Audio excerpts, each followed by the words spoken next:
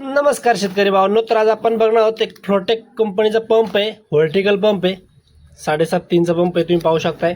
आणि आपले ceiling fan आहेत, वाइंडिंग करून झालेले आहेत, हाय स्पीड फॅन आहेत 2, आणि बाकी आपले रेग्युलर चालणारे फॅन आहेत. पाहू शकता तुम्ही, हे 3 पाती फॅन आहेत, पाहू शकताय. अशा प्रकारे वाइंडिंग झाले. आणि आता आपण फ्लोटेक पंपाचं तुम्हाला वाइंडिंग पण कंप्लीट दाखवतो थोड्या थोड्यात. पाहू शकतो अशा प्रकारे वाइंडिंग कंप्लीट झालं आपलं फ्लोटेक पंपाचं, पाहू शकताय. पाणबुडी मोटर आहे. तर अशा प्रकारे आपण आज पंप फिटिंग कसा करायचा तर ह्या व्हिडिओमध्ये बघणार आहोत. पाहू शकता तुम्ही, अशा प्रकारे वाइंडिंग टॅपिंग करून घेतलेली मी पूर्ण. हे पहा, मोटरचा खालचं कवर बसून घेतलेलं आहे मी. आता वरून आपण रोटर बसवणार आहे.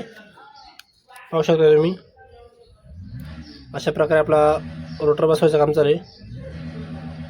हे पहा मित्रांनो, पाहू शकता तुम्ही, अशा प्रकारे आपण रोटर खालच्या कवरमध्ये बसून घेतलेला आहे.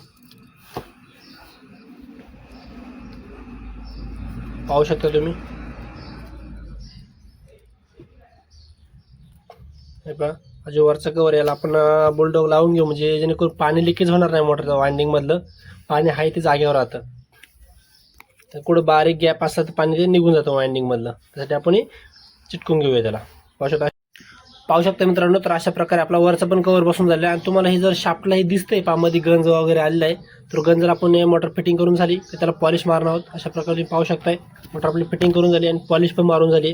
पाहू शकता तुम्ही, हे पहा, अशा प्रकारे शाफ्ट फिटिंग करून घ्यायचं आहे. मग जेणेकरून आपण एम्प्लियर बसू वरून तो एम्प्लियर इझी बसलेला पाहिजे, काही ठोकायची गरज पण लागत नाही. एम्प्लियरला इझी एम्प्लियर हातावरती बसतो. पाहू शकताय, अशा प्रकारे कंपल्सरी मोटरची फिटिंग अशा प्रकारे केली पाहिजे. आणि मोटरमध्ये जास्तीत जास्त साफसफाई करणं गरजेचं असतं, कारण ज्या टायमाला जुना गंज असतो तो काढणं लय महत्त्वाचं असतं.